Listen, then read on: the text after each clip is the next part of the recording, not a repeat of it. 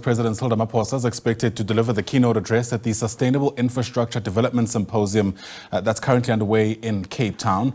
This gathering aims to foster regional cooperation and integration for development on the African continent. Increased investment in infrastructure could help South Africa's economy grow, of course, and create jobs. Watching day two of this gathering is SABC News reporter Katlego, Legodi, who joins us now live from Cape Town. And Katlego, the president, we're told, should arrive at any moment now. A very good morning to you, Ayanda, and to our viewers at home. You're right, President Cyril Ramaphosa will be arriving any moment from now. If you look behind me, you'll see the security detail. Minister Dean McPherson and the ISA, Infrastructure South Africa, acting CEO, ready to receive the president here.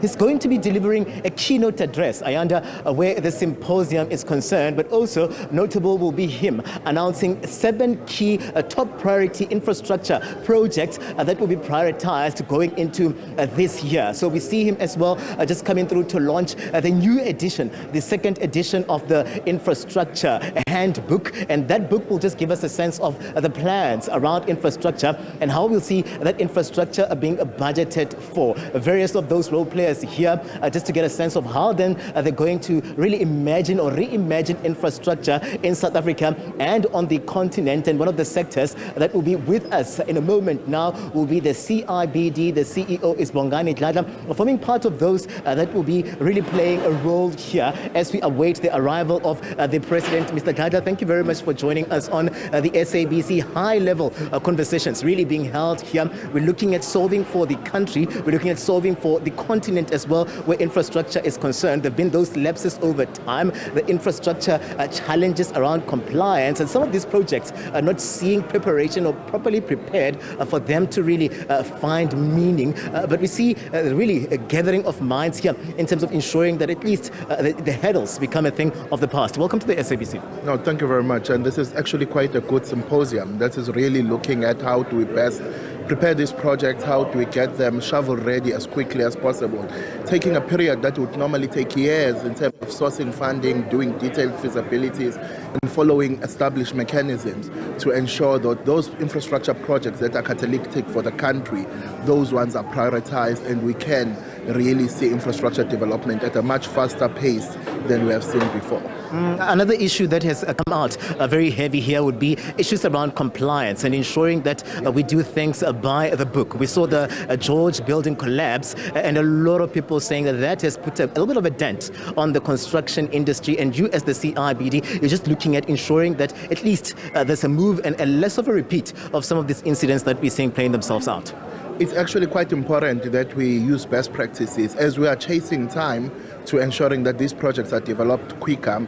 We need to be able to also observe all the compliance and the regulations that are there to ensure the health and safety, because any building collapse, any infrastructure collapse actually sets us back in terms of service delivery, and we also lose lives and also in terms of employment creation. So with these types of projects where we are coordinating various government departments, looking at also how do we do licensing faster, is not really overlooking those aspects, but we are saying as government we are best placed to coordinate all the role players in order to be able to be compliant with all the legislation, but still do it at a much more affordable price for all our citizens.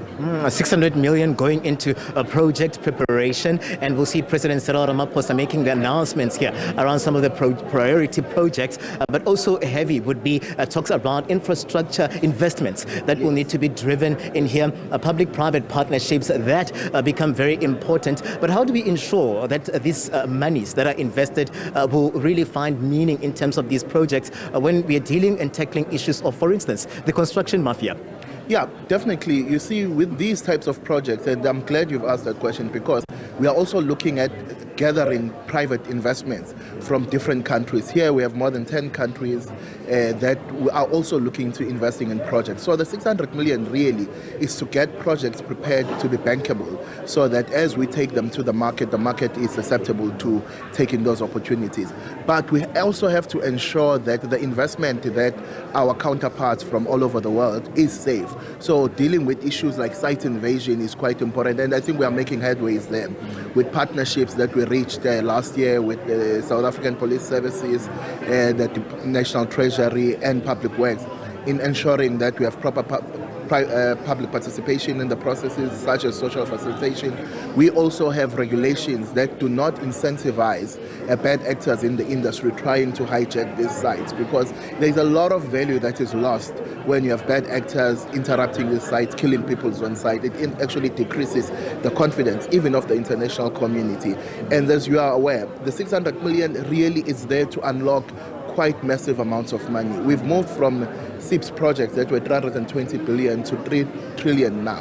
Those are projects that must be packaged in the right way so that we can garner international investments in those projects. But it is paramount that we keep our sites safe, all the bad actors out of those projects. A few days ago, we saw quite an iconic project here in Cape Town, 5 billion rand wastewater treatment plant. That is going to be a flagship project for the continent. So those types of projects must go ahead because they support a lot of industries along the way. As you know, construction, there's a huge multiplier in terms of employment and other industries that it supports. Bongani, really appreciate it for coming through. Thank you very much, Bongani, just coming through here as the CEO of the CIDB. You know very well that they are in the construction industry, and they're looking forward to really how then some of these conversations here will see them ensuring that they play their role as a construction industry development board.